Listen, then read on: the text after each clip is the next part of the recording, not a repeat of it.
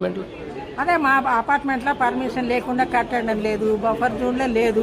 Buffer zone లో ఉంటే permission ఎట్లా ఇస్తారు? పర్మిషన్ అప్పుడు ఇచ్చిండ్రు కదా, ఇస్తేనే కట్టినాం కదా. మాదేమన్నా లెక్క తప్పుంటే చూపు మా బిల్డింగ్లల్లా వచ్చి చూపు తప్పుందని చెప్పు. ఎన్నో సింహాసనం మీద కూర్చొని అది అట్లుంది ఇది ఇట్లుంది అంటే అది పద్ధతి కాదు. ఎన్ని కుటుంబాలు ఉంటారు ఇక్కడ? 450 కుటుంబాలు. దాదాపుగా ఎంతమంది ఉంటారు? మరి ఒక్కొక్క ఇంట్లో ఎంతమంది ఉండరు నేను మొత్తం లెక్క పెట్టుకోలేదు. మా ఇంట్లో 11 మంది ఉండము, మా కింద బాపనోళ్ళ ఇంట్లో 11 మంది ఉండరు, మా పక్కలోళ్ళ ఇంట్లో 9 మంది ఉన్నారు. అంటే గాంధీ సరోవర్ ప్రాజెక్టు కింద 5,000 కోట్లతోటి విగ్రహం కట్టాలని అనుకుంటున్నా. నేనేమంటున్నా 25,000 కోట్లతోన కట్టు. గాంధీ విగ్రహం ఉంది అక్కడ, ఇంకా 25,000 కోట్లు తెచ్చి అక్కడ బంగారుది పెట్టు.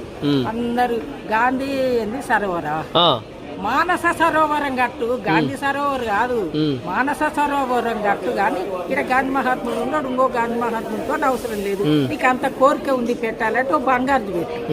కానీ 350 ఫీట్లు పెడతా నేను 25 కోట్లతో 25,000 కోట్ల లక్షల కోట్ల 5,000 కోట్లు అంటు 5,000 కోట్ల 50,000 కోట్ల అనుకుంటున్నాను.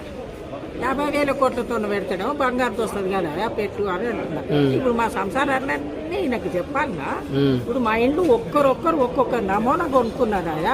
అప్పులు తెచ్చి కొనుక్కున్నారు, లోన్లు తీసి కొనుక్కున్నారు, ఉన్న బంగారు అమ్మి కొనుక్కున్నారు, ఎండి అమ్మి కొనుక్కున్నారు, తల్లె జంబులు అమ్మి కూడా కొనుక్కున్నారు. నేను పండుకొని జాగా ఉంటే చాలు, ఉపాసం ఉన్నా ఉత్తగా ఉన్నా మన ఇంట్లో మనం ఉంటే చాలు అని కొనుక్కో. అన్ని ఇప్పుడు ఈ ప్రపంచానికి తెలియనికి చెప్పాలా సంసారం. ఈయన దగ్గర 2 సంవత్సరాల నుంచి మేము పోయినామా అడిగినామా? పోరాడాలి, ఎదిరించాలి. కానీ మరి ఎందుకు అంత 10 రూపాయలు అనే మాట నేను నోటెమ్మటి వచ్చింది? మన ఇండ్లు పడ కొడతావా అంటే ఇంకా ఇవి కష్టాలు ఎందుకు కొడతావు, ఖర్చు ఎందుకు పెడతావా? మరి నీళ్ళ విషయం కలిపితే అందరం పోతాం, హాయిగా రాజ్యం వెళ్ళని చెప్పిన.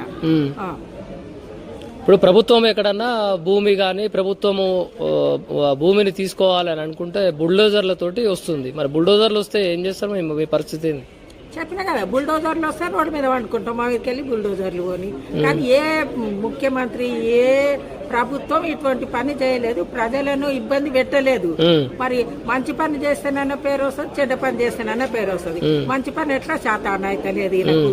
అందుకే ఇది గునుకున్నాడే ఒక పేరు రావాలి నాకు, నా పేరు స్థాయిగా నిలబడాలని.